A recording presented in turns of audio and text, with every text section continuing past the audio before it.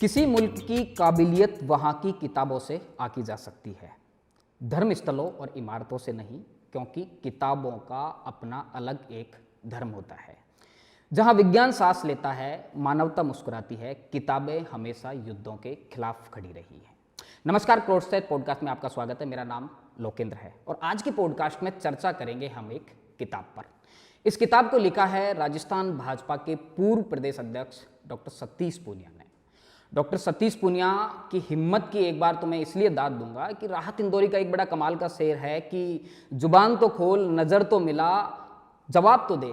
और मैं कितनी बार लौटा हूँ, हिसाब तो दे। जनता अक्सर राजनेताओं से हिसाब पूछती रहती है, लेकिन ऐसी राजस्थान की सियासत में कम से कम परंपरा नहीं रही है कि किसी नेता ने अपनी जनता को हिसाब दिया हो कि जब आपने मुझे जनप्रतिनिधि चुनकर भेजा था तो इस तरह के क्रियाकलापों में आपका नेता, आपका जनप्रतिनिधि इन्वॉल्व रहा। तो इस बात के लिए डॉक्टर सतीश पूनिया यकीनन बधाई के पात्र हैं। और जब से मैंने राजनीति में अपनी एक समझ बनाई है, तब से शायद मैं पहला कोई एक ऐसा उदाहरण देख रहा हूं कि राजस्थान के किसी राजनेता ने अपने किए गए कामों का हिसाब अपनी जनता को सौंपा है। तो बिना किसी भूमिका के स्वागत करिए आज के हमारे खास मेहमान डॉक्टर सतीश पूनिया का। डॉक्टर साहब, स्वागत है आपका। नमस्कार जी। डॉक्टर साहब, खूब खूब बधाई आपको। और मैं ऑन कैमरा आपकी तारीफ करना चाहता हूं कि मैंने जब से राजनीति में होश संभाला है, किसी भी नेता ने ये हिमाकत नहीं की। राजनेता हिसाब देने से बचते हैं। तो इतना दुस्साहस कैसे कर लिया आपने किताब लिखने का? देखिए, राजनीति समझौते का भी नाम है। राजनीति में पुरुषार्थ का भी, भाग्य का भी, सबका वो है। और गाहे बगाहे कई अवसर ऐसे आते हैं कि जब आपको अपने मन की करनी होती है, और मन की करेंगे तो वो दुस्साहसी होगा।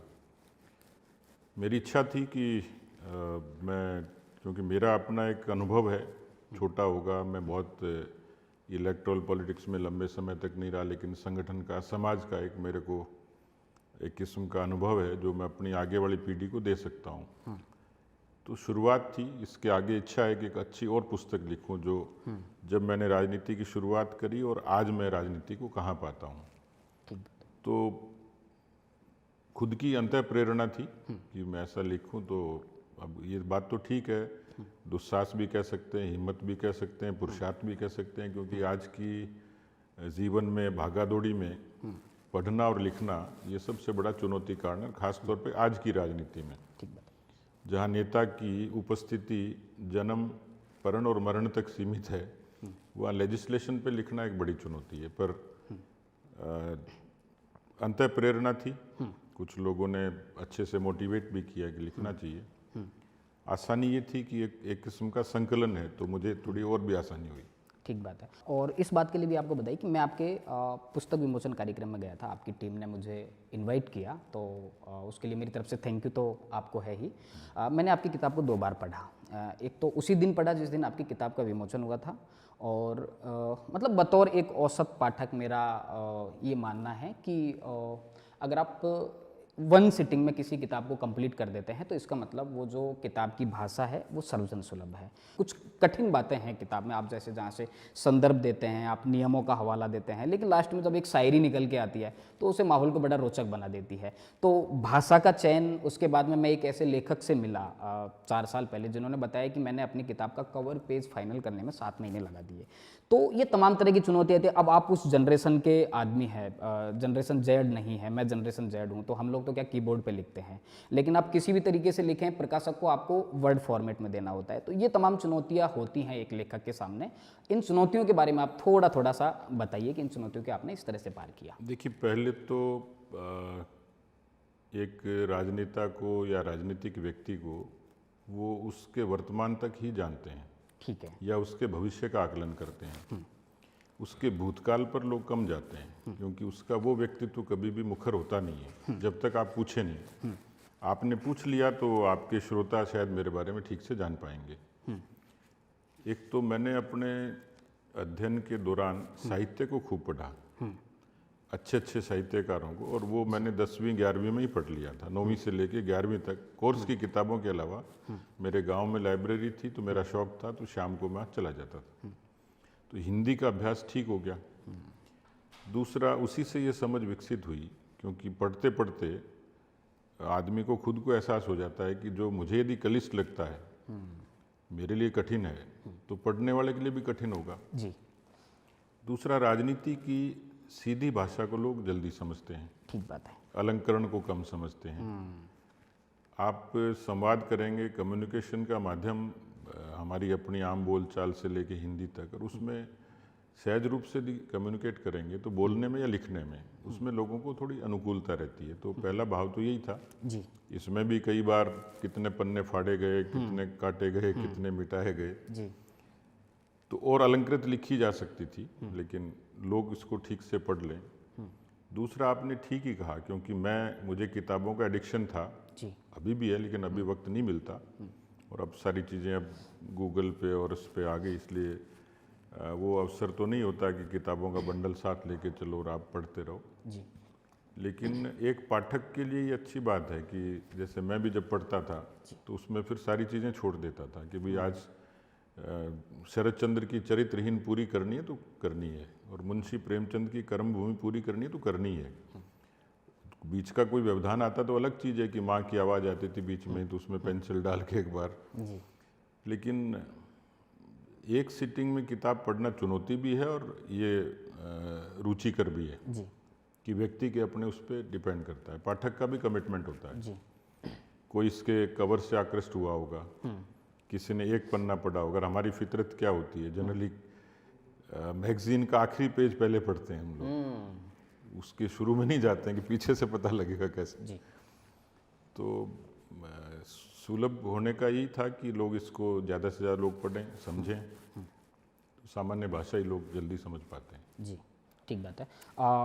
किताब की तरफ चलते हैं, उससे पहले एक और कमेंट है कि एक बहुत बड़े दार्शनिक हुए, उन्होंने कहा है कि किताब एक चम्मच की तरह है, एक हथौड़े की तरह है, एक खुरपी की तरह है, वो जैसी बन गई उसे बन जाने दो, उस पर तमाम आलोचना और प्रशंसाओं का जो अधिकार है वो पाठकों के पास में। पाठक उस पर किस तरह की आलोचनाएं और प्रशंसाएं करते हैं ये पाठकों को करने दीजिए। लेखक को इन तमाम द्वंद्वों से हमेशा हमेशा के लिए मुक्त होना चाहिए। अगर वो सही नहीं लिखी गई है तो कोई और आएगा उसे ठीक कर देगा या फिर ठीक लिख देगा। अब हम किताब की तरफ आ जाते हैं। आपकी किताब मैंने उठा ली है और पहले ही पेज से जब आपने भूमिका लिखी है, भूमिका में आप लिखते हैं कि छात्र राजनीति के आंदोलनों का उत्कर्ष काल था जब आप राजस्थान विश्वविद्यालय पढ़ने के लिए आए थे। और मज़ेदार कमेंट है कि आपने छात्र राजनीति के दौरान ही विधायक बनने का सपना देख लिया था। उसके बाद में आप लगातार चुनाव लड़ते हैं, लेकिन इसी पेज में आप लिखते हैं कि मेरी आकांक्षा मात्र पद और प्रतिष्ठा के अर्जन तक सीमित नहीं थी। बड़ा कॉन्ट्राडिक्ट मामला है। छात्र राजनीति के दिनों को आप याद करके लिखते हैं कि आप विधायक बनना चाहते थे, और फिर आप लिख रहे हैं कि पद प्रतिष्ठा जैसी कोई आपकी आकांक्षा नहीं थी। ये अंतर्द्वंद क्यों है दरअसल? नहीं, अंतर्द्वंद नहीं है। राजनीति को लोग अलग रखते हैं जी, राजनीति भी समाज का ही काम है, उसी का हिस्सा है। कई बार चुनाव को, चुनाव की हार जीत को या उस पद प्रतिष्ठा को थोड़ा अलग मान लेते हैं। है वो एक ही। लोकतंत्र समाज से उपजी प्रणाली है, उसमें शरीक होना, ठीक है, सेवा का काम करना, जनप्रतिनिधि के नाते करना या बिना जनप्रतिनिधि के नाते। तो ये बात तो ठीक है कि मैं केवल आपकी बात पर जाता तो मुझे शायद बाबा जी बनना भी कोई दिक्कत नहीं थी। लेकिन जब हम स्टूडेंट पॉलिटिक्स में काम करते थे, उस दौरान जो चीज़ें सामने आती थी, उस समय जो मन में चीज़ें आती थी, उस समय एक दायरा सीमित था कि विद्यार्थी कोई आया, किसी की को मार्कशीट की प्रॉब्लम थी, किसी के एग्ज़ाम की थी, किसी को फीस की थी, किसी को हॉस्टल की थी, तो यही चीज़ें होती थी, तमाम चीज़ें। और एक तरीके का वो जो स्टूडेंट पॉलिटिक्स है वो लोकतंत्र का पूर्वाभ्यास जैसा ही है। जी, उस दौरान कुछ चीज़ें आती थी मन में, तो स्वाभाविक तौर पर एक उस दौरान ग्रूमिंग होती है एक स्टूडेंट लीडर की, लीडर के तौर पे। अब वो चुनाव लड़े या न लड़े एक बात अलग है। बहुत लोग हैं, हम जैसे मेरे जैसे बहुत लोग हैं, किसी को अवसर मिला, किसी को नहीं मिला, पर ये एक एस्पायरेशन स्वाभाविक तौर पर पैदा हो जाता है। लेकिन विधायक बनने का मतलब उसकी कोई भूमिका केवल विधायक बनने तक या उसका एक टैग लगने तक या नेम प्लेट बनने तक या मकान हासिल करने तक नहीं है। इस किताब का मंतव्य भी यही है कि जब विधायक बना तो यूँ देखा जाए तो उसकी तो अपनी सीमा हो गई कि ये व्यक्ति आमेर का ही विधायक है और अब ये आमेर के लिए जिएगा मरेगा। लेकिन जब 7 करोड़ लोगों में से 200 लोग चुन के जाते हैं तो उनकी लायबिलिटी तो सबके लिए है।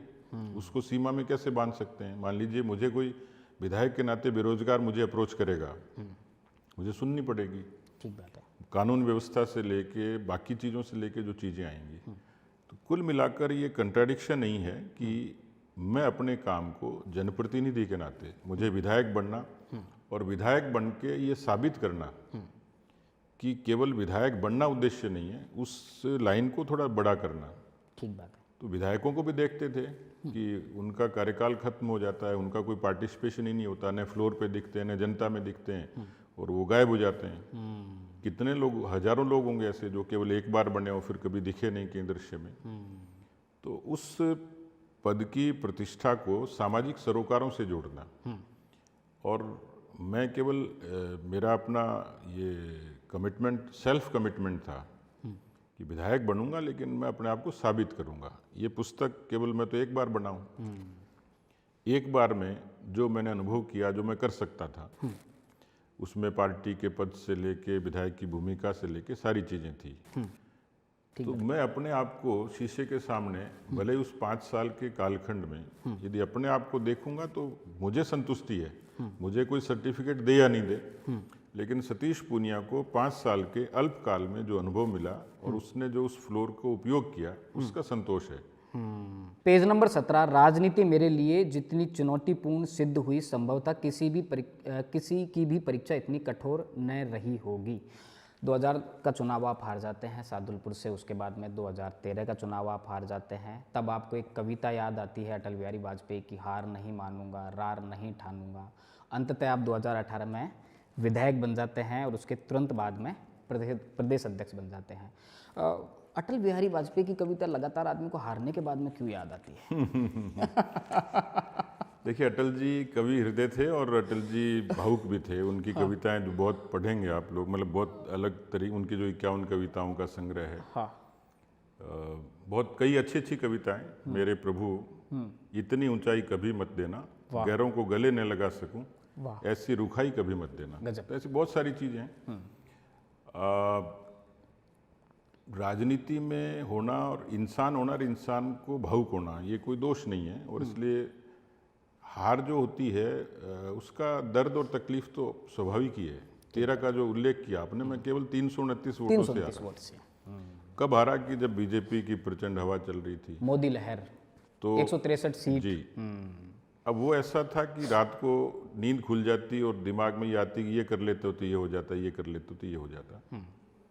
वो जो कंट्राडिक्शन की बात कही कि विधायक कोई एक अंतिम सीढ़ी नहीं, अंतिम मंजिल नहीं है, पर वो किसी व्यक्ति को एक्सपोजर देती है, किसी व्यक्ति को एक अवसर देती है कुछ करने के लिए। मैं 5 साल में बना एक बारी, लेकिन मैं उस दौरान जो कर पाया, मैंने 5 साल, मेरे सामने तो बहुत बड़े बड़े लोग थे जिनका लंबा अरसा था। ये थोड़ा भाग्य की बात थी कि जो मैं सोचता था कि मैं इस जगह होऊंगा तो मैं ये काम करूंगा, वो असंतोष या वो निराशा या वो जो भावना है, वो केवल हार मात्र की नहीं थी। आप जब इस सिस्टम में आते हैं तो आप बहुत लोगों की आशाएं होते हैं, बहुत लोगों की उम्मीदें होती हैं, वो लोग आपसे जुड़े होते हैं। उनका भी ये होता है कि ये व्यक्ति कहीं होगा तो हमारा ये करेगा, वो करेगा। आज मैं किसी भी निराशा के बीच में घर नहीं बैठ सकता, क्योंकि मेरा अपना निर्णय हो सकता है, लेकिन मेरे पीछे जो लोग खड़े हैं उनके बारे में भी सोचना पड़ता है। तो वो जो हार है उसने मेरे पार्टी के वर्कर को, शुभचिंतक को, समर्थक को आहत किया। तो वो ठीक है। उसमें मैंने कहा कि क्या हार में क्या जीत में, किंचित नहीं भयभीत में, कर्तव्य पथ पर जो भी मिला, यह भी सही वह भी सही। आपकी भावुकता को लेके मेरे पास में एक बहुत गजब की बात है। थोड़ा सा विषयांतर हो रहा है। मैं एक बार आरएसएस के किसी सीनियर कार्यकर्ता से, प्रचारक से मिला, जो आपके सीनियर थे। आपके बारे में चर्चा चल रही थी। थोड़ा विषयांतर हो रहा है, लेकिन अब चूंकि आपने चर्चा छेड़ दी है तो आपके बारे में, तो उन्होंने बहुत कमाल का कमेंट किया कि सच बताओ ना तो सतीश में बस एक ही कमी है कि वो आदमी भावुक बहुत ज़्यादा है। चुनाव हारने के बाद में ट्विटर पर एक कमेंट कर दिया। मैंने फ़ोन किया कि ये तुम क्या कर रहे हो, तुम भावुकता छोड़ोगे कि नहीं छोड़ोगे? इतने भावुक आदमी राजनीति में, थोड़ा सा प्रैक्टिकल मामला नहीं है डॉक्टर साहब। हमने अटल जी का जिक्र किया, उनसे भावुक राजनेता तो कोई हुआ ही नहीं। लेकिन भावनाओं का अपना स्थान है, अपना महत्व है, और वो व्यक्ति व्यक्ति पे निर्भर करता है। कई निष्ठुर भी होते हैं राजनीति में, वो भी अटल जी ये भी चलते कहते थे कि राजनीति के रेगिस्तान में मेरी कविता की धारा सूख गई। इस बात को वो स्वीकार तो जरूर करते थे कि उनको नुकसान तो हुआ है उनकी रचनात्मकता को, उनकी भावुकता को, तो ये अपने खतरे हैं राजनीति में हैं। होने के। बिल्कुल बिल्कुल। खैर कोई बात नहीं, आगे थोड़ा सा बढ़ते हैं। आप लिखते हैं उसके बाद में विधायक बन जाते हैं, विधायक बनने के तुरंत बाद आप बन जाते हैं प्रदेश अध्यक्ष।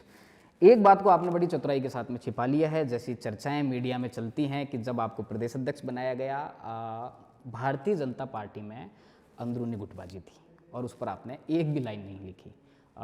ये आपने जानबूझकर छुपाया है या फिर ऐसी कोई बात नहीं थी, या फिर मीडिया में जो चलता है, जनता के बीच में जो चलता है, क्या है ये पूरी तमाम बातें? हमने जब, आपको ध्यान हो तो, शुरू जब करी थी उसमें ये शुरुआत हमारी ऐसे हुई कि राजनीति पुरुषार्थ, भाग्य, संघर्ष, समझौते, दुस्साहस, ये सारी बातें मैंने ही कही हैं और आपने कहलवाई है जी। इसलिए आज कोई ये कहे, सुनार की दुकान के बाहर लिखा होता है कि यहाँ 24 कैरेट सोना मिलता है, आप अंदर जाते हो तो वो ये कहता है जी 21 कैरेट है, बाकी मिलावट है। मैं कोई देवदूत और महामानव तो हूँ नहीं कि ये क्लेम करूँ कि 100% शुद्धता राजनीति में, दल में, मेरे में या मेरे दल में। तो राजनीति की संस्कृति के बीच में जो थोड़ा बहुत मिश्रण है, जो गुटबाजी से लेके, व्यक्तियों के अहम से लेके, ईर्ष्या से लेके, प्रतिस्पर्धा से लेके, कोई दावा नहीं कर सकता। आप इतने 52 से लेकर आज तक कितने राजनेताओं के ये आगे टाइटल लिखा गया, अजात शत्रु, गिने चुने ही तो लोग हैं ना, कि राजेंद्र प्रसाद अजात शत्रु थे, भैरव सिंह जी अजात शत्रु थे, बाकी कौन है? तो इसलिए मैं यहाँ आपके कैमरे पे और मैं इसको गोलमोल करूँ, उसका कोई कारण नहीं है जी। स्वाभाविक तौर पर एक मर्यादा होती है जी। कि मैं आपके कैमरे के सामने कितना कहूँ मेरे बारे में, मेरे दल के बारे में, मेरे संगठन के बारे में। जी। तो जो थी, कुछ लिखा गया, कुछ अतिरंजित होता है, कुछ अतिशयोक्ति होती है, कुछ सत्यता होती है, और फिर अभिव्यक्ति के अपने खतरे होते हैं। स्वाभाविक ही है। ठीक बात है। और वो जिम्मेवार व्यक्ति पर ज़्यादा लागू होते हैं। जो ट्रैफिक का रूल फॉलो करता है, कोई लाइन, रेड लाइन पे भी क्रॉस करके चले जाते हैं, जल्दी पहुंच जाते होंगे, ठीक बात। या आगे पुलिस वाला पकड़ लेता होगा, और कोई लाल लाइन पे खड़ा हुआ व्यक्ति हरी बत्ती होने का इंतजार भी करता होगा। तो ये हो सकता है कि जो नियम पालन कर रहा है उसको थोड़ी तकलीफ होती होगी, जो नहीं कर रहा उसको नहीं होती होगी। ठीक बात है। जनवरी 2019, 15 जनवरी 2019 आप पहली बार विधानसभा में पहुंचते हैं, और ये बड़ा मज़ेदार आपने लिखा है। बीडी कल्ला तिरंगे वाला साफा लगा कर आते हैं, वो डॉक्टर सतीश पूनिया को खूब ज़्यादा आकर्षित करता है, तमाम लोग आपका अभिनंदन करते हैं। अशोक गहलोत सदन के नेता के तौर पर आते हैं। एक शुरुआत में मतलब आपने एक ज़ोरदार मुद्दा दे दिया है, मतलब हालांकि आपने उसे मुद्दे के तौर पर नहीं लिखा है। कुछ विधायक राजस्थानी भाषा में शपथ लेना चाहते थे, जोगेश्वर गर्ग, गजेंद्र सिंह सत्तावत, राम प्रताप कसानिया, लेकिन जो अध्यक्ष हैं सभापति, वो उन्हें राजस्थानी भाषा में शपथ नहीं लेने देते हैं कि संविधान के हिसाब से ये बात ठीक नहीं है। जोगेश्वर गर्ग तो अनुवादित पर्ची भी दे देते हैं। उसके बाद में आगे आप लिखते हैं कि हर बार ये सदन में ये मुद्दा उठता है। मैं आपसे ये जानना चाह रहा हूँ कि राजस्थानी हमारी भावनाओं की भाषा है, 9 करोड़ कंठों की भाषा है, और हर बार ऐसा सदन में होता है। आप विधायक थे, बहुत जिम्मेदार पद पे रहे, भारतीय जनता पार्टी के प्रदेश अध्यक्ष रहे, अब आपकी पार्टी की सरकार है और हर बार ये मुद्दा उठता है। आपके क्या एफर्ट रहे इस पूरे मुद्दे पे, और क्या एफर्ट आप लगा सकते हैं? क्या आपको नहीं लगता कि अब राजस्थानी भाषा के साथ में न्याय होना चाहिए? तमाम राजनीतिक दल दावा करते हैं, आश्वासन देते हैं, लेकिन हर बार होता वही है कि लोगों को आंदोलन करना पड़ता है। अगली बार वापस से विधानसभा बनेगी, 4-5 सदस्य फिर ऐसे आएंगे जो राजस्थानी भाषा में शपथ लेना चाहेंगे, उन्हें रोक दिया जाएगा। कब तक चलेगा ये क्रम डॉक्टर साहब? देखिए, भाषा किसी व्यक्ति की पहचान भी है, स्वाभिमान भी है, और उसका एक मौलिक अधिकार सा है, लेकिन संविधान ने उसकी एक मर्यादा दी है। जी। बहुत सारी क्षेत्रीय भाषाएं जिनको मान्यता मिली है, राजस्थानी को नहीं मिली। मेरे विधायक बनने से पहले या मेरी समझ से पहले भी बहुत लंबा आंदोलन राजस्थानी को लेकर चल ही रहा था। जी। अभी भी चल रहा है, बहुत लोग प्रयास भी कर रहे हैं। हमने भी चिट्ठी पत्री से लेके पार्टी के फोरम पे जहाँ इसकी चर्चा करनी होती है, जहाँ इसकी मान्यता के लिए या इसकी जो सम्मान के लिए किया जाना चाहिए, मेरे से बहुत सीनियर लोग अभी भी उदाहरण के तौर पर अर्जुन मेघवाल जी हाँ, लगातार वो व्यक्तिगत तौर पर भी उनके प्रयास रहते हैं। पर कदाचित मुझे लगता है कि ये निर्णय पार्टी के शीर्ष नेतृत्व और सरकार के माध्यम से ही होना है। कब होगा, लेकिन प्रयास भी सार्थक है और हम लोग भी इसमें जितनी अपनी योग्यता क्षमता करते ही हैं। पर अंदरूनी तौर पर सरकार की या पार्टी की मंशा क्या है, इसके बारे में अभी कोई खुलकर बातचीत हुई नहीं। ठीक बात है। और इसलिए मुझे लगता है कि ये समय जैसे कोर्ट की तारीख पड़ती है, तारीखों के हिसाब से आगे चलती रहती है। नहीं, ये आपने ये मजेदार लिखा है। राजेंद्र राठौड़ शपथ लेने के लिए उठते हैं और शांति धारीवाल उनको टोकते हैं कि आप 7वीं बार शपथ ले रहे हैं, 5 लाख याद नहीं कर सकते। हाँ, वो 7वीं बार थे, पर 8वीं बार शपथ नहीं ले पाए डॉक्टर साहब। हो सकता है कि धारीवाल जी ने बात कही, राठौड़ साहब ने याद भी कर ली हो, पर 8वीं बार शपथ नहीं ली। हाँ, वो अच्छा, उनका पंच अच्छा था कि 7 बार बने और वो उनको वो आप वापस कागज देख के पढ़ना पड़े, तो एक अच्छा जॉक, मतलब पंच बढ़िया था वो। पर 8वीं बार नहीं बैठ पाए मामला, और आपका भी नहीं बैठ ये सब भाग्य की बातें हैं। ठीक बात है। वैसे राठौड़ साहब ने कहा भी था आपके एक पुस्तक विमोचन कार्यक्रम में कि मुझको और सतीश जी को सांप सीढ़ी के गेम में तब डसा गया जब हम 87 के स्कोर पे थे। मज़ेदार बात ये नहीं है सर, मज़ेदार बात ये है कि 100 में से जब 87 घटाते हैं ना तो 13 बचते हैं। 13 बड़ी चर्चित जगह है राजस्थान की सियासत की, आप समझ रहे होंगे। लेकिन मुझे नहीं लगता कि राजेंद्र जी ने वो कोई इंटेंशन से कहा होगा। ये जरूर है कि एक एफर्ट था और वो आगे की सीढ़ी चल रहे थे। की भाषा में बात तो की जाती है राजनीति में जी, संकेतों की भाषा में बात कही जाती है राजनीति में, मुझे इस बारे इशारों में समझाया जाता है। हमने तो खाली भाषण का आनंद लिया था नहीं, लेकिन सर 87 ये जो है ना थोड़ा वो संयोग की बात है। मतलब सांप तो 99 पे भी डसता है। मैं पूछूंगा उनसे, क्योंकि उसके बारे में हमारी कि 87 भाषण के बारे में विवेचना नहीं हुई। 87 घटाने पे 13 आ रहे हैं जी। एक और पेज नंबर 30 पे आपने एक बात लिखी है कि कांग्रेस की सरकार आ चुकी थी, बहुमत कोई खास ठीक ठाक तरीके से नहीं मिला। आपने लिखा है कि कांग्रेस का एक दिलचस्प ट्रेंड है कि किसी के भी नेतृत्व में पार्टी चुनाव लड़े, संघर्ष कोई भी करे, मुख्यमंत्री एक ही व्यक्ति को बनना पड़ता है। सीधा सीधा मामला है। अशोक गहलोत की तरफ आप इशारा कर रहे हैं और अशोक गहलोत तीसरी बार भी मुख्यमंत्री बने।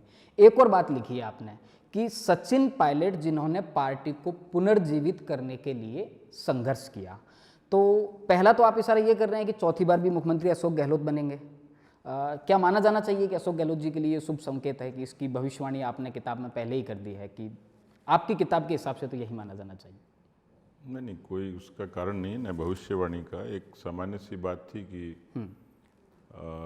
अशोक जी को अवसर मिलते रहे उनकी डोमिनेंस के कारण, दिल्ली के कनेक्शंस के कारण। और इसमें भी अंधा आदमी बता सकता है कि उस दौर में जो कांग्रेस जैसे संगठन में और सचिन पायलट की जो भूमिका थी, दिखती थी, जिसकी चर्चा होती थी, वो किसी से नहीं छुपी हुई है। उन्होंने यथेष्ट प्रयास किया अपनी पार्टी को सत्ता में लाने के लिए। तो बनता कौन, वो तो एक अलग बात है, लेकिन सरकार बनाने के लिए सचिन पायलट का एफर्ट तो दिखता ही था सबको। अशोक जी का कद इतना बड़ा था, दिल्ली के कनेक्शन इतने मजबूत थे कि अशोक जी भी उतने इक्वली रेस में थे। एक और बात लिखी है आपने, सचिन पायलट की खुली बगावत पे आपने लिखा है इसी पेज पर। और पायलट कैंप तो इस बात को नकारता है कि उन्होंने कोई बगावत नहीं की। वो तो कहते हैं कि हम जिस हकीम को अपनी नब्ज दिखाने गए थे वहाँ दिखाए, बगावत जैसा कुछ नहीं है। आपने इस बात को स्वीकार कर लिया कि सचिन पायलट ने खुली बगावत की है। नहीं, बगावत, अब उसको क्या शब्द देंगे, क्या मतलब भाषा इस्तेमाल करेंगे? अशोक गहलोत तो आरोप लगाते हैं ना सर कि बीजेपी के लोगों के कहने पे सचिन पायलट ने बगावत की है। कई बार उनके ऑफिशियल स्टेटमेंट। नहीं, वो आरोप लगाते हैं जी, पर उनको वो जो आप जो बात कह रहे हैं कि उनको अपने उप मुख्यमंत्री को, अपने पीसीसी के चीफ को बर्खास्त करना पड़े, राजद्रोह का मुकदमा लगाना पड़े, तो ये हमारी प्रॉब्लम थोड़ी थी। कांग्रेस के यदि 20 लोग नाराज होकर अलग खेमे में बैठे हैं, तो बीजेपी पे तो इल्जाम है उन्होंने अपना घर नहीं संभाला। राहुल गांधी को संभालना चाहिए था, इंटरवीन करना चाहिए था, समझाना चाहिए था। कितने दिन सरकार बाड़े में बंद रही? 52 दिन। मतलब कोरोना जैसे कालखंड में सरकार को जब अच्छी गवर्नेंस करनी थी तब वो फेयरमाउंट में थे या सूर्यगढ़ में थे। ठीक तो ये हमारी बीजेपी पे तो इल्ज़ाम है बचने के लिए, प्रॉब्लम तो उनकी थी। ठीक बात है। भाई वो सचिन पायलट को बनाते, एक अशोक गहलोत को समझाते, हमारी समस्या थोड़ी थी। ठीक बात है। अब एक गंभीर सवाल है डॉक्टर साहब आपसे। विधानसभा में आपका पहला भाषण, बड़ा कमाल का स्पीच दिया आपने, शेरों शायरियों की खूब भरमार है, और आपने किसान के दर्द को उठाया, आपने बेरोजगारों के दर्द को उठाया, और लेकिन जो पूरा जो स्पीच है आपका विधानसभा में पहला स्पीच है वो किसानों के ऊपर केंद्रित है। आप कर्ज माफ़ी का मुद्दा उठाते हैं, आप राहुल गांधी को भी घेरते हैं कि उन्होंने जालोर की सभा में ये कहा था 10 तक गिनती गिनेंगे। किसानों ने किस तरह से आंदोलन किए कांग्रेस के खिलाफ, ये भी पूरी किताब में इस बात का जिक्र है। भारतीय जनता पार्टी की सरकार के खिलाफ, केंद्र सरकार के खिलाफ किसानों ने 380 दिन तक धरना दिया।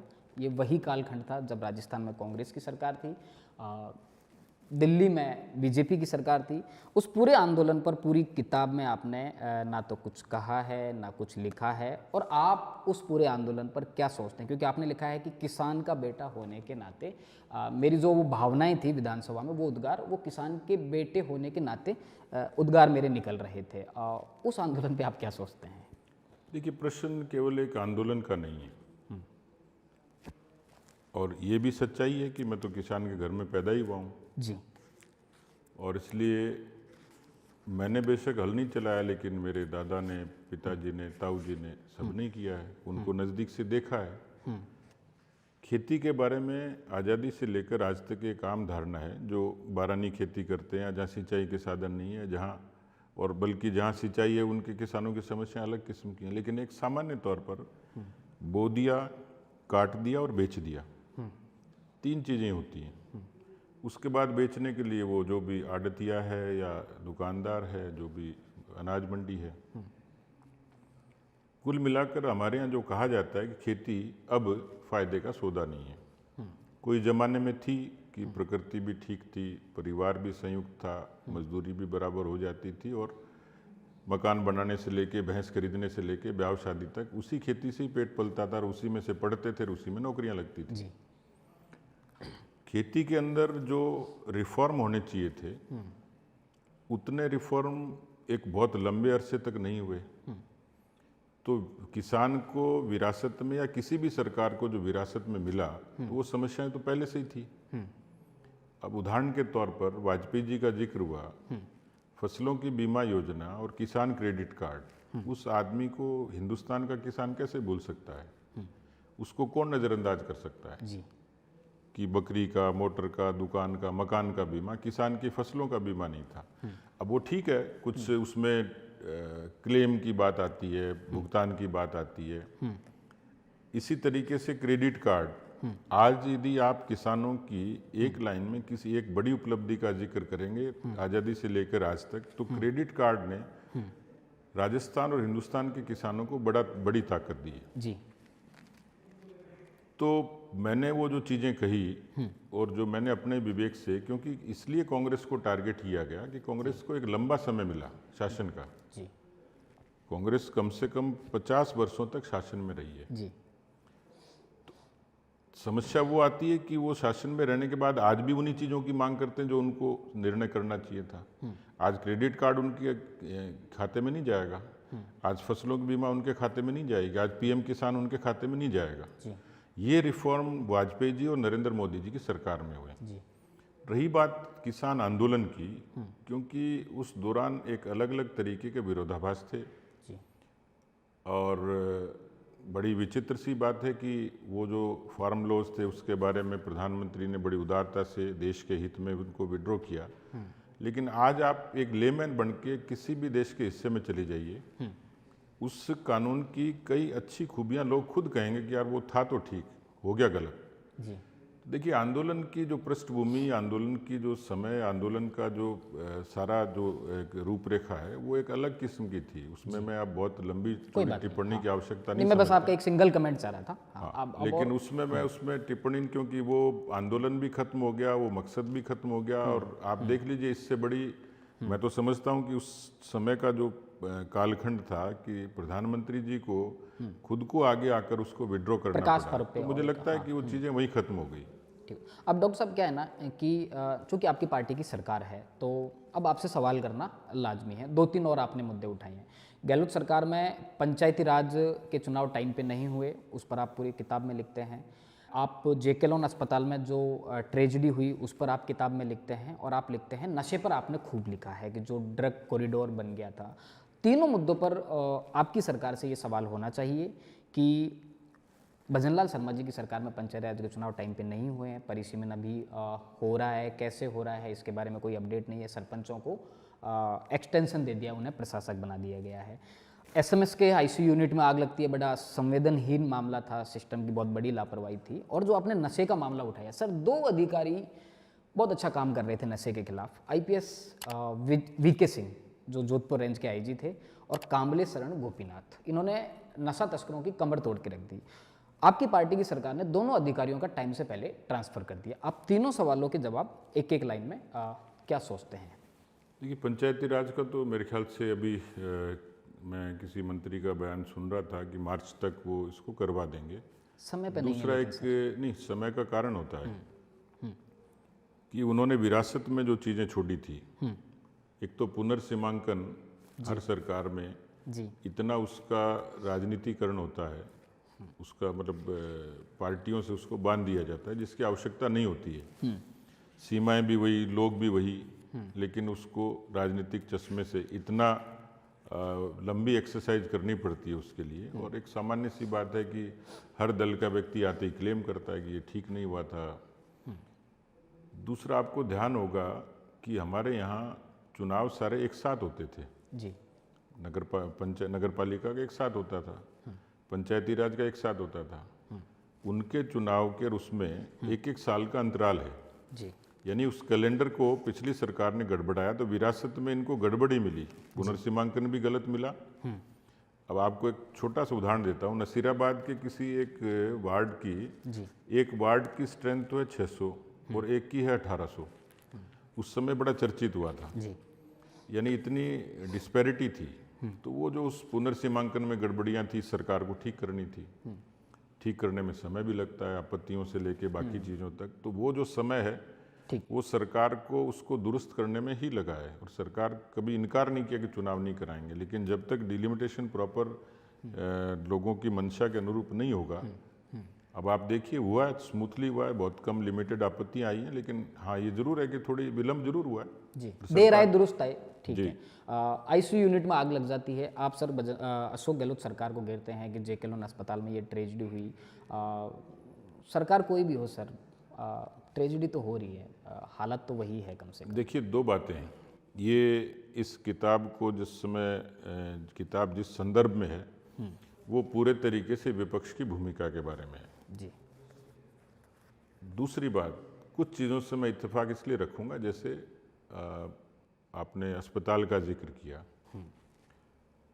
मैं समझता हूं कि सवाई मानसिंह हॉस्पिटल से लेके, जेके लोन से लेके, या कोटा के किसी अस्पताल से लेके, या बीकानेर के हमारे पीबीएम से लेके, एक तो वहाँ पर किसी भी सरकार के दौर में देखेंगे तो मरीजों का दबाव बहुत ज़्यादा है।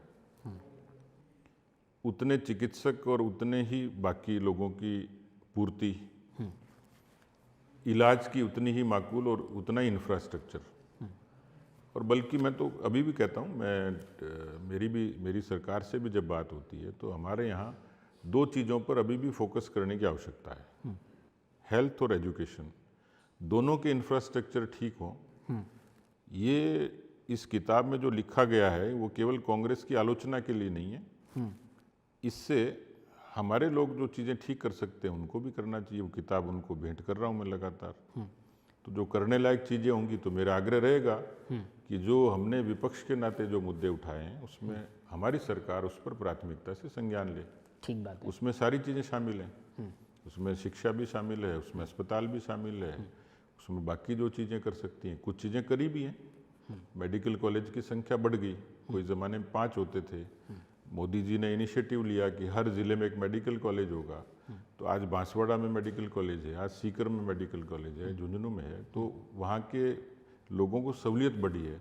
अब उसके इंफ्रास्ट्रक्चर को और फैकल्टीज़ को उपलब्ध कराना है। तो एक सोपान तो तय किया है, लेकिन मुझे लगता है कि थोड़ा और करने की ज़रूरत है। ये बात मुझे खराब लगी सर, जो 2 आईपीएस अधिकारियों का ट्रांसफर किया, नशे के खिलाफ बहुत अच्छा काम कर रहे नहीं, थे। मैं मानता हूँ और कि जी अभी टाइम देना चाहिए था देखिए, आईपीएस वीके सिंह को। नशा किसी भी समाज के लिए नासूर है। जी, पंजाब जैसा हट्टे कट्टे नौजवानों का आपने प्रदेश लिखा है किताब आज में, उड़ता मतलब पंजाब किस उड़ता तरीके राजस्थान से बन जी, रहा है। तो समस्या बीजेपी की सरकार आ गई और ख़त्म हो गई हो, ऐसा तो नहीं है। जो विरासत में है वो भी मिला हुआ है, कुछ और चैलेंज बढ़ते जा रहे हैं। केवल 2 अधिकारियों तक सीमित नहीं है। और मैं भले ही आपके माध्यम से कि सरकार के सामने ये चुनौती है, और सरकार नहीं समाज के सामने भी है, और समाज नहीं परिवार के सामने भी है। ये प्रसंग आ गया, इसलिए मैं आपके माध्यम से ही कहना चाहता हूँ जी, कि पहले परिवार को परिवार के बच्चे के बारे में पता था कि वो कहाँ जा रहा है। आज बच्चे को भी इतनी लिबर्टी है और पेरेंट्स को पूछताछ की फुर्सत नहीं है, या वो डरते हैं। ऐसे बहुत प्रसंग होते हैं कि हमें आते हैं कि बच्चा गायब है, मिल नहीं रहा है, कहाँ चला गया, कैसे हो गया। पता लगता है कि वो कहीं ड्रग के उसमें अरेस्ट हो गया। तो ये अभी जो इसके ड्रग्स के बारे में सबसे बड़ी जो बात है वो इन हाउस पेरेंटिंग की ज़रूरत है, जी, कि अपना बच्चा, उनका बच्चा रास्ते पर है या नहीं है। उसके घर से बाहर निकलेगा तब सरकार और पुलिस की भूमिका। एक कॉरिडोर डेवलप हो गया, उस नेक्सस को तोड़ना बड़ा चैलेंज है। हम लोग कई बार ऐसी फिल्में सर देखते हैं। मुद्दा तो यह ना कि कोई अधिकारी अगर तोड़ने की कोशिश कर रहा था, उसे और टाइम दिया जाना चाहिए था। अब क्यों किया, क्या करा, मैं आपके इस पे प्रोसेसिंग तो है खैर। नहीं कर सकता कि मुझे उसका संज्ञान जानकारी नहीं है कि किस वजह से उनका ट्रांसफर किताब से एक बात मालूम चली कि आप हॉलीवुड की फिल्में देखते हैं। आपने एक फिल्म डायरेक्टर का जिक्र किया है, टारंटिनो, गैंगवार की समस्या को उठाने के लिए। जी फिल्मों के खूब शौकीन हैं आप। हाँ, फिल्में अब तो कम देखता हूँ, पहले जब स्टूडेंट लाइफ में और खूब देखता था। कौन सी लेटेस्ट फिल्म देखी आपने अभी? अभी इन दिनों तो बहुत अरसा हो गया, अभी तो नहीं देख पाया। तो आप तो सर जिस तरह के आदमी हैं, जिस तरह की बातें करते हैं, शेरो शायरी करते हैं, सैयारा तो आपको देखनी चाहिए एक बार कम से कम। सैयारा देखनी चाहिए। सैयारा, हाँ, मैं देखूंगा उसको। सैयारा देखना, बड़ी रोमांटिक मूवी है सर। ये पैरोडी मुझे काफ़ी अच्छी लगी। राजस्थान में खनन माफिया ने जिस तरीके से आतंक मचाया है, ऐसा लगता है कि एक पैरेलल सरकार चल रही है। यहाँ फिर आपने भरत सिंह कुंदनपुर की जो एक कविता है पैरोडी, उसको रेखांकित किया है। भाया रे भाया खूब खाया, एक गांव तो पूरा खाया, जो भी खाया उसे पचाया, मंदिर बनाया, ब्याह रचाया, अधर्म कर धर्म का स्वांग सजाया, भाड़े की भीड़ कर खूब नाम कमाया, जो भी नेता आया वह भाया की माया को कभी समझ ना पाया, भाया रे भाया गजब तेरी माया। सर प्रमोद जैन भैया उपचुनाव जीत गए हैं बीजेपी के खिलाफ अंता विधानसभा क्षेत्र से, और आपने खैर ये भरत सिंह कुंदनपुर का आरोप था, क्या कहेंगे आप इस पर कि भ्रष्टाचार भारी रहा या फिर बीजेपी की कोई कमी रही, पार्टी की एक्सरसाइज में कहीं कोई कमी रही? देखिए, पहले जनता तो ने मैं तो स्वीकार कर लिया। पहले तो मैं श्रद्धा से भरत सिंह जी को याद करूंगा। अब वो इस दुनिया में नहीं है जी, और भरत सिंह जी की हिम्मत की भी दाद दूंगा। उनकी चिट्ठियां उस जमाने में बड़ी प्रचलित थी, अशोक गहलोत जी को मुख्यमंत्री के नाते लिखते थे। रही बात भया की, तो इस चुनाव में भी इसकी चर्चा बड़ी हुई।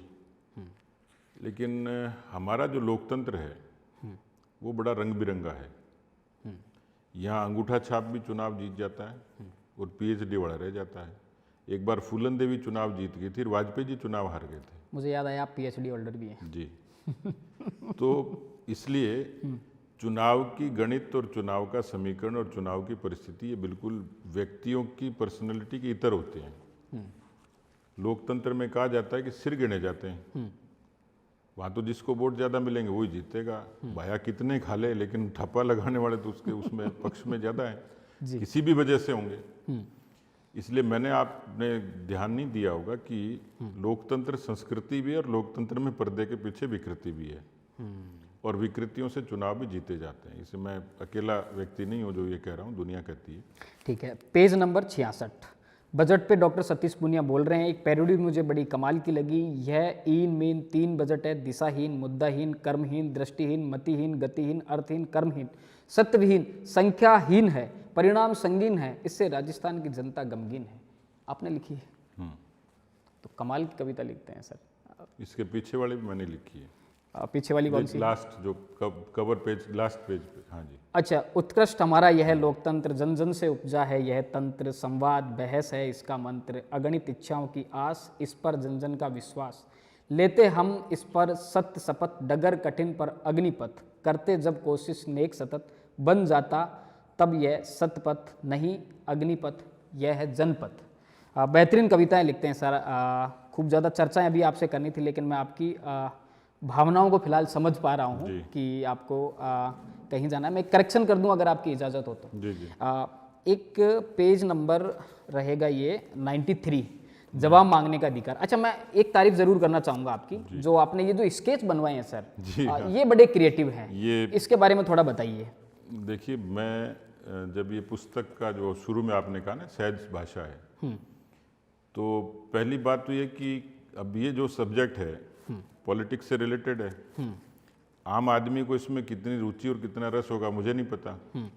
इसको कोई स्कॉलर पढ़ेगा, पॉलिटिक्स का आदमी पढ़ेगा, कोई अपोजिशन का व्यक्ति पढ़ेगा, लेकिन मैं चाहता था इसमें कि जो मेरी अपनी थी टाइटल अच्छा हो, तो ये टाइटल मैंने फ्रेम किया। बहुत ज़्यादा डिस्कशन नहीं हुआ, ऐसे ही यात्रा करते करते ध्यान आया, क्योंकि इसका सोचा ये था कि मेरी विधायक डायरी, तो मैंने कहा तो कोई इसको अट्रैक्ट ही नहीं होगा कोई। दूसरा, कवर पेज अच्छा होना चाहिए। तीसरा, इसको रोचक कैसे बनाएं। तो फिर विचार ये आया कि मेरी ड्राइंग भी अच्छी है, मेरा अपना इंटरेस्ट था। मैं क्रिएटिव आदमी तो स्कूल के दिनों में मैं मेरी जैसे मेरा सब्जेक्ट बायो रहा, तो पोस्टर्स बनाने होते थे, ग्राफ, बाकी चीज़ें बनानी होती, डायग्राम बनाने होते थे, तो हम करते थे। तो मुझे लगा कि इसको रोचक बनाने के लिए और इसका कैरिकेचर यदि होगा तो लोग इसको देखेंगे, तो लोगों को समझ में आ रहा है कि ये अपोजिशन की भूमिका है, ये शून्यकाल है, ये विधानसभा का सदन है, इसमें नेताओं के भी हैं, मेरा अपना खुद का भी है, और अच्छा बनाया वो। नहीं, वो जो एक जो आमेर वाला जो है, आप एक स्केच है उसमें लिखा हुआ है आमेर और आगे वो पानी की टोंटी लगी हुई है, वो इतना क्रिएटिव था कि उससे समझ आ रहा था कि आगे अब आगे मेरे के को चैप्टर। जैसे केवल कुछ घंटे के लिए नेता प्रतिपक्ष की भूमिका मुझे भाषण देने का अवसर मिला, तो ये जो था ये सोच से रिलेटेड है। जब आप कुछ क्रिएटिव सोचते हैं तो हो जाता है। आपका सबसे मजबूत पक्ष अगर मुझे कुछ लगा तो उनमें इस स्केच को गिना जा सकता है कि इससे अगले चैप्टर की तस्वीर क्लियर होती है। तो मैं आपकी इजाजत से सर एक करेक्शन कर रहा हूँ इसमें। जी, आप जो 93 पेज पे एक कविता लिखते हैं कि सवाल पर बवाल पर मलाल पर सवाल कर, वो चुप रहेगा तू मगर सवाल पर सवाल कर, जो तेरे पैर रोक दे, जो तेरे पंख नोच ले, तो ऐसे हर ख्याल के ख्याल पर सवाल कर। इसमें सर ये करेक्शन है कि जो सवाल की जगह जवाल है यहाँ पर, तो अगर अगला एडिशन जब भी आए आपकी वो किताब चुप रहेगा तू मगर सवाल पर जवाल कर। ये जो पहली लाइन है सर, सवाल पर बवाल पर मलाल पर सवाल कर, तो यहाँ पर जो सवाल है तो इसकी जगह सर जो कविता है उसमें है जवाल पर सवाल कर। जवाल का मतलब होता है घाटा, नुकसान। और ये कविता है गौतम राजऋषि करके एक कवि हैं, बहुत बेहतरीन कवि हैं, तो उनकी ये कविता है। इसका अगला बंद भी मैं आपको सुना सकता हूँ। ये कोई प्रिंट में ही हुआ है। जी जी। अगला ये भी है कि बस आंख का ही जुर्म है, नहीं नहीं अरे नहीं, गुलाबी होठ और गोरे गाल पर सवाल कर। तो गुलाबी होठ और गोरे गाल आपने छोड़ दिए, काम की चीज। उस पे फिर सवाल भी उसी पे ही करते हैं आप। भले गुजर चुका है वो मगर तारीखों में दर्ज है, पुराने साल का नवेले साल से सवाल कर।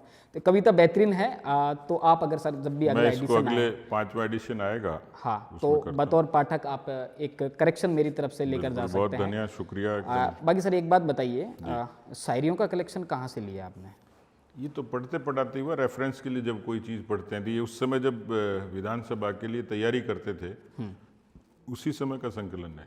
स्टूडेंट लाइफ से आप शायरियाँ पढ़ते हैं या लिखते भी? मैं साहित्य पढ़ता था, तो अभी इन दिनों अवसर नहीं मिला, लेकिन असेंबली के लिए जब जाते हैं तो बात वही है कि एक तो रटी रटाई बात करो, एक रेफरेंस से कुछ अच्छी चीज़ें लाओ। अब इसलिए तो मैं कहता हूँ ये जो किताब है ये सबके लिए उपयोगी है, खासतौर पर नए विधायकों के लिए, किसी भाषण देने वाले के लिए, किसी स्कॉलर के लिए, क्योंकि इसमें शेर शायरी या जो कविताएं हैं उनसे बहुत सारी चीज़ें, आप 2 घंटे का भाषण दो और 10 मिनट की कविता पढ़ो। एक लड़की का जिक्र किया है, वो वीडियो आपका खूब वायरल हुआ था, क्रिकेट खेलती लड़की जिसको आपने सिमरन बात होती है सिमरन से? नहीं, अभी तो नहीं, लेकिन मैंने उसको किट भिजवाया था। हाँ, एक लड़की को क्रिकेट किट दिया आपने। और सर एक और मैं आपसे, चूंकि आप अच्छे लेजिस्लेटर रहे हैं, मैं एक बार राजस्थान के हाउस का रिकॉर्ड चेक कर रहा था। राजस्थान शायद एकमात्र ऐसा स्टेट होगा पूरे हिंदुस्तान में पहली और दूसरी विधानसभा में एकमात्र खेल विभाग ऐसा डिपार्टमेंट था जिस पर ना तो कोई प्रश्न लगाया गया, ना जिस पर कोई चर्चा नहीं हुई। कहने का मतलब कि हमारी खेल पॉलिसी शुरू से खेलों के लिए जो हमारी एक अवेयरनेस थी, उसकी जो कहते हैं ना कि कमजोरी, खेल नीति हमारी कितनी कमज़ोर थी उसको दिखाती कि एक भी ऐसा लेजिस्लेटर नहीं था असेंबली में जिसने कि खेल पर कोई सवाल पूछा हो। अब से खेलो इंडिया गेम चल रहे हैं, आपने देखोगे एक एथलीट बेचारी अकेली भाग रही है, सरकार पैसा भी खर्च कर रही है, एडवर्टाइजमेंट के तमाम पैसे खर्च होते हैं। आप सोचते हैं इस पर कुछ, ये सब कैसे सुधरेगा? नहीं, राजस्थान में पोटेंशियल है, लेकिन एक तो बड़ा प्रदेश है और दूसरा ये बात सही है कि उनको संसाधन से लेके और सुविधाओं तक और प्रशिक्षण से लेके उन सारी चीज़ों की आज भी दरकार तो है ही। कुछ हुआ है, प्रधानमंत्री जी के उस खेलो इंडिया उस अभियान के बाद में टैलेंट तो बाहर आई है, ओलंपिक्स में मेडल बढ़े हैं, लोगों का पार्टिसिपेशन बढ़ा है, और बल्कि हम यूनिवर्सिटी खेलो इंडिया गेम्स अभी चल रहे हैं तो मैं देखता हूँ कई बार सामान्य परिवेश के बच्चे भी उसमें दिखते हैं, लेकिन करने के लिए बहुत कुछ है अभी भी। ठीक बात है। अच्छा, मैं एक और अंतिम किस्सा, ये मेरे लिए नई जानकारी थी जो मुझे बहुत इम्प्रेस हुई। एपीजे अब्दुल कलाम साहब जब राष्ट्रपति पद के लिए नामांकन तय हुआ और उस समय जब उनसे पूछा गया कि नामांकन के लिए सबसे अच्छा मुहूर्त कौन सा है, तो बहुत खूबसूरत बात उन्होंने कही। उन्होंने कहा कि भारत की धरती पर पैदा होना यह सबसे सुंदर मुहूर्त है। ऐसे सनातन देश में पैदा होकर मैं एक मछुआरे के घर में पैदा होकर इस देश के सबसे बड़े लोकतंत्र का मुखिया बनूंगा। मुझे लगता है कि इससे बड़ा कोई सौभाग्य हो ही नहीं सकता। ये कहाँ से पढ़ा सर आपने? मैं बड़ा अच्छा लगा मेरे को ये। प्रमोद महाजन जी उस समय प्रधानमंत्री कार्यालय के मंत्री थे, प्रमोद महाजन जी, वाजपेयी साहब के समय। ये प्रसंग उन्होंने ही सुनाया आपको, मतलब पब्लिकली, कार्यकर्ताओं के बीच में। कलाम साहब की दो चीज़ें अच्छी थी, एक तो ये जो प्रसंग आया ये, और एक उनसे जब पूछते थे कि वो स्कूल, और आपका ध्यान और राष्ट्रपति थे, स्कूल कॉलेजेस में जाते थे, तो उनसे पूछते थे कि स्कूल और कॉलेज में आप तो लोकतंत्र के मुखिया हैं, इनमें क्या ढूंढते हो? तो वो कहते थे मैं इनमें भारत का भविष्य ढूंढता हूँ। दो बेहतरीन चीज़ें उनके जीवन के बारे में जो जितना मैं सुन पाया। ये प्रसंग प्रमोद महाजन जी ने ही कहीं सार्वजनिक रूप से कहा था कि भाई, उनसे जब पूछा कि कौन सा नामांकन के लिए मुहूर्त ठीक होगा, तो उन्होंने बड़े सहजता से कहा कि भारत में पैदा होना ही बड़ा सौभाग्य है। तो इसलिए वो बड़े बने थे। आप जब प्रदेश अध्यक्ष बने थे तब मुहूर्त निकलवाया था आपने पदभार ग्रहण करने के लिए? प्रदेश अध्यक्ष बना जी, मेरा तो बड़ा रोचक है मामला। अच्छा, वो कैसे है? मैं श्राद्ध में बना था। श्राद्ध पक्ष में? हाँ, और शहीद दिवस पे हटा था।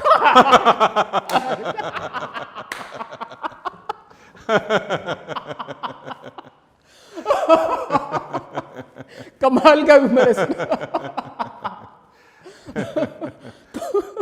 चर्चाएं चल रही है सर आपको लेके कि डॉक्टर सतीश पूनिया को अब कोई अच्छी जिम्मेदारी मिलने वाली है, या तो आपको राज्यसभा भेजा जाएगा या फिर राष्ट्रीय कार्यकारिणी में कोई बड़ी जिम्मेदारी दी जाएगी। तो ऐसे कुछ चर्चा है, बात हुई है आपकी कहीं? मैं तो क्योंकि वो आपने डरा दिया है शहीद दिवस वाली बात मैं मैं सार्वजनिक रूप से फिर कह रहा हूँ कि मुझे अब किसी पद की, किसी प्रतिष्ठा की, मैं इस समय जो जीवन के उस मोड़ पे हूँ जब पूरे सुकून में हूँ।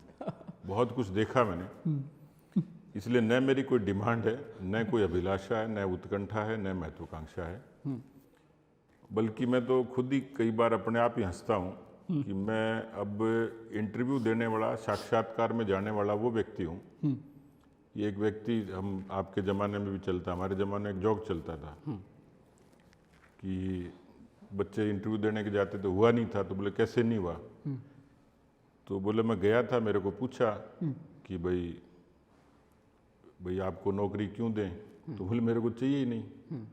तो फिर आए क्यों? बोले ये कहने के लिए आया हूँ कि मेरे भरोसे मत रहना और ढूंढ लेना।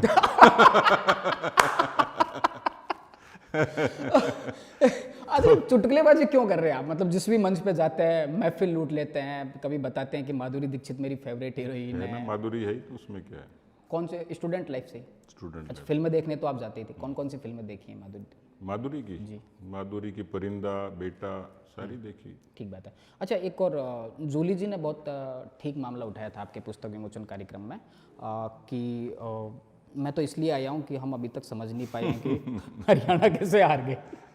ये तो अशोक गहलोत जी भी कई बार मजाक में पूछते हैं कि यार तुमने, ऐसे संयोग से क्या है कि अशोक जी भी हरियाणा के इंचार्ज थे, पर्यवेक्षक थे, और मैं भी था।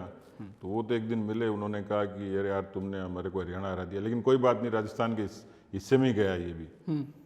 फिर अभी बिहार के लिए पूछ रहे थे। तो जूली जी का, अशोक जी का जो सवाल है वो उसमें कोई दो राय नहीं कि उनकी उत्सुकता तो मतलब जायज़ है, लेकिन मेरा जवाब ये है कि कांग्रेस पार्टी में अब वो स्किल नहीं है कि वो चुनाव जीत सके। हमारे लोग 365 दिन और 24 घंटे अच्छा प्रबंधन, अच्छा कैंपेन, वो तो देश के हर हिस्से में दिखता है। आप जर्नलिस्ट में जुड़े हो इसलिए मुझे कहने की आवश्यकता नहीं कि आप यदि स्टार कैंपेनर के नाते एक तरफ नरेंद्र मोदी जी को कंपेयर करें, एक तरफ राहुल गांधी जी को, मैं कोई उनकी आलोचना नहीं कर रहा, लेकिन एक नैसर्गिक सी चीज़ होती है, व्यक्तित्व में भी होती है और परिस्थितियां भी उनके हक में होती हैं। लेकिन कांग्रेस को उसने अपने आप को समय के हिसाब से बदला नहीं, और बीजेपी ने 3 से शुरू किया और 303 तक पहुंची। यानी उसने अपने आप को बहुत सारी चीज़ों पे कंप्रोमाइज़ किया, दूसरे दलों के विचारों को समाहित किया, उनको जोड़ा, और आज वो मासेज की पार्टी बन गई। कोई समय था काडर की पार्टी थी, आज वो मासेज की पार्टी है, काडर बेस्ड मासेज की पार्टी है। ठीक बात है। कांग्रेस ने और कांग्रेस के नेताओं ने उस चीज़ को बदला नहीं, और इसलिए परिणाम उनके हक में नहीं आता। मतलब मैं यदि ये कहूँ, ब्लंटली कहूँ कि उनको चुनाव लड़ना नहीं आता, वो उनका सारा जो उनकी डिमेरिट है कि वो दोषारोपण में, एलिगेशंस में, आरोपों में ज़्यादा रहते हैं कि वोट चोरी हो रही है, ईवीएम गड़बड़ है, चुनाव आयोग गड़बड़ है। देश का मतदाता पूरा परिपक्व है जी, उसको पता है। इसलिए ऐसे आरोप जिस पर देश की जनता पूरे से अपडेट है, वो रिएक्ट करती है, उनको प्रूव करती है। और इस पर मैंने कहा, एसआईआर का जब जिक्र चला तो मैंने कहा बिहार की जनता जवाब देगी, और दिया उसने। तो इसलिए मुझे लगता है कि वो जो उन्होंने पूछा था, उनको चुनाव लड़ना नहीं आता, उनकी हार का कारण यही है। बल्कि वो जब ये आया था जूली जी का, तो उस पे नीचे कमेंट था कि इसलिए आ रहे हो कि अभी भी ये पूछ रहे हो कि हम क्यों आ रहे हैं। मतलब ये तो तैयारी कर लेनी चाहिए थी कि आगे जीतें कैसे। अब मैं आपको एक अंतिम पत्ते की बात बता रहा हूँ, बिल्कुल पत्ते की बात है, और वो इसलिए कि उसका जो साक्षी वो मैं खुद हूँ, मतलब सुनी सुनाई बात नहीं है। भारतीय जनता पार्टी के एक बहुत सीनियर नेता हैं, आपसे कोई 10-15 साल बड़े हैं और बहुत बड़े बड़े पदों पे रहे हैं। तो कोई एक जिला अध्यक्ष उनके पास मिलने के लिए आए थे, तो उन्होंने बताया संगठन में ये कुछ काम थे उनके साथ, ऐसे ऐसे बात है। तो मतलब बहुत बड़े सीनियर नेता ने आपके बारे में कमेंट किया, और मैं वहाँ का प्रत्यक्षदर्शी हूँ। Satish much better CP and CP better than Madan Rathore.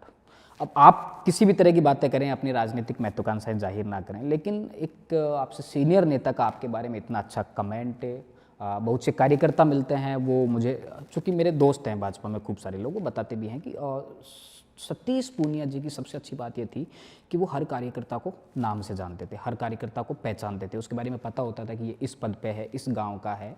तो अब एक कार्यकर्ता ने तो मुझे बहुत बहुत अच्छे तरीके से कहा कि लोकेंद्र जी, मदन जी को कई गुलदस्ते दे दिए, लेकिन अगली बार गुलदस्ता लेके जाते तो पूछते क्या नाम है, कौन सा गाँव है। तो लोग तारीफ तो कर रहे हैं आपकी पीठ पीछे। नहीं, मुझे लंबे टाइम तक अवसर मिला, विद्यार्थी परिषद, युवा मोर्चा, फिर पार्टी, तो स्वाभाविक रूप से लोगों तक मेरी पहुंच लंबे अरसे तक है, इसलिए उनकी पहचान, मेरे तक एक्सेस होना सामान्य सी बात है। ठीक बात है। अगली किताब कौन सी लिख रहे हैं? वो मैंने बताया, राजनीतिक जो मेरे अनुभव थे, जब मैंने एक युवा कार्यकर्ता के नाते शुरुआत करी, और आज मैं जहाँ हूँ, इस दौरान जो अनुभव आए, जैसे अब नया कार्यकर्ता आता है तो मतलब मैं उसको कंपेयर करता हूँ कि मैंने अधिकांश ट्रैवल युवा मोर्चे के महामंत्री और अध्यक्ष के नाते रोडवेज की बस में। ठीक बात है। अभी जो युवा मोर्चे का मंडल का अध्यक्ष आता है वो फॉर्च्यूनर में आता है। हम कभी हवाई जहाज में बैठे ही नहीं थे, मेरे से पहले वो बोर्डिंग पास लिए मुझे एयरपोर्ट पे मिलता है। तो बदलाव आया ना संसार। मेरे को एक सवाल और याद आ गया। आमिर, जब आप चुनाव लड़ने के लिए गए थे तो कोई एक ऐसा कार्यकर्ता था क्या आपको जिसको आप शादी का वादा करके आए थे? ऐसे तो कई केसेज हैं। अच्छा, ऐसे कई मिल शादी गए। करवाई नहीं आपने? एक की तो हो गई थी। बाकी कुछ लाइन एक था ना कि आप हरियाणा गए थे तो उन्होंने कहा कि मैं तो हरियाणा आया हूँ कि साहब अब उधर नायाब जी से बात कर लो। हाँ, उसने मुझे फ़ोन किया कि भाई कहाँ हो, तो मैंने कहा हरियाणा हूँ, तो बोले यहाँ देख लो। वो तो लिंगानुपात पहले ही कम है। ये भी काम ठीक है वैसे, कार्यकर्ताओं की शादी अब करवाना। कुंवारे आदमी की भी पीड़ा है, कोई समझे तो। तो ये डॉक्टर सतीश पुनिया के साथ में आज हमने खूब सारी बातचीत की और कमाल का सेंस ऑफ ह्यूमर है डॉक्टर सतीश पुनिया का। चुटकुलों के साथ में अपनी बात को कहते हैं और कोई बात कहने में झिझकते नहीं है। किताब के बारे में और जो बेसिक जानकारी है कि वेरा प्रकाशन से इस किताब को प्रकाशित किया गया है। आप अमेजोन से भी खरीद सकते हैं। 299 रुपये इस किताब का मूल्य है। डॉक्टर साहब, आपने खूब ज़्यादा समय दिया। आप जल्दी एक और अच्छी किताब लिखें और फिर से इसी तरह आपके साथ में गपशप करें, बशर्ते कि आपके पास में 3-4 घंटे का टाइम हो, क्योंकि आपसे बात करने के लिए वक्त थोड़ा ज़्यादा चाहिए। तो इसी तरह के और बेहतरीन पॉडकास्ट देखने के लिए आप क्रॉस चैट के साथ लगातार बने रहिए। धन्यवाद।